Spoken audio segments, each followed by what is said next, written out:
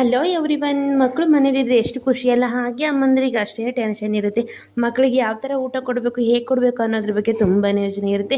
ಹಾಗೆ ನಾನು ಇವತ್ತು ಸಿಂಪಲಾಗಿ ಅವಲಕ್ಕಿ ಕಿಚಡಿನ ತೋರಿಸ್ತಾ ಇದ್ದೀನಿ. ಅದಕ್ಕೂ ಮುಂಚೆ ನನ್ನ ಚಾನೆಲ್ನ ಯಾರೆಲ್ಲ ಸಬ್ಸ್ಕ್ರೈಬ್ ಮಾಡಿಲ್ಲ ಹೋಗಿ ಬೇಗ ಬೇಗ ಸಬ್ಸ್ಕ್ರೈಬ್ ಮಾಡಿ ಅಂತ ಹೇಳ್ತಾ ಬನ್ನಿ ಯಾವ ಥರ ಮಾಡೋದು, ಹೇಗೆ ಮಾಡೋದು, ಏನು ಉಪಯೋಗ ಅನ್ನೋದ್ರ ಬಗ್ಗೆ ನೋಡೋಣ.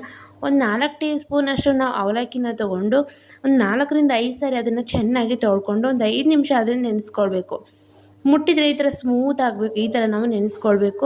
ಹಾಗೆಯೇ ಒಂದು ಪಾತ್ರೆನ ಇಟ್ಕೊಂಡು ತುಪ್ಪ ಹಾಕ್ಕೊಂಡು ಜೀರಿಗೆ ಸಾಸಿವೆ ಹಾಕಿ 1-2 ಎಲೆ ಕರಿಬೇವನ್ನ ಹಾಕ್ಕೊಂಡು ಚಿಕ್ಕದಾಗಿ ಕಟ್ ಮಾಡಿ ಇಟ್ಕೊಂಡಿರುವಂತಹ ಈರುಳ್ಳಿನ ನಾವು ಹಾಕ್ಕೊಂಡು ಫ್ರೈ ಮಾಡೋಣ.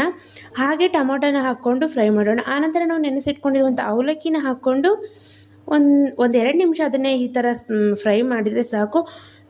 ಕೊತ್ತಂಬರಿನ ಹಾಕ್ಕೊಂಡು 1 ಲೋಟ ನೀರನ್ನ ಹಾಕ್ಕೊಂಡು ಸ್ಮೂತಾಗಿ ಲೋ ಫ್ಲೇಮಲ್ಲಿ ಇಟ್ಟು ನಾವು ಬೇಯಿಸ್ಕೊಳ್ಬೇಕು. ಮಕ್ಕಳಿಗೆ ಇದನ್ನು ಕೊಡೋದ್ರಿಂದ ಏನೆಲ್ಲ ಉಪಯೋಗ ಅನ್ನೋದಾದರೆ, ಮಕ್ಕಳು ಜೀರ್ಣಿಸಿಕೊಳ್ಳಲು ತುಂಬಾ ಸುಲಭ. ಕಬ್ಬಿಣ ಅಂಶ ಕರುಳಿನ ಆರೋಗ್ಯಕ್ಕೆ ಒಳ್ಳೆಯದು.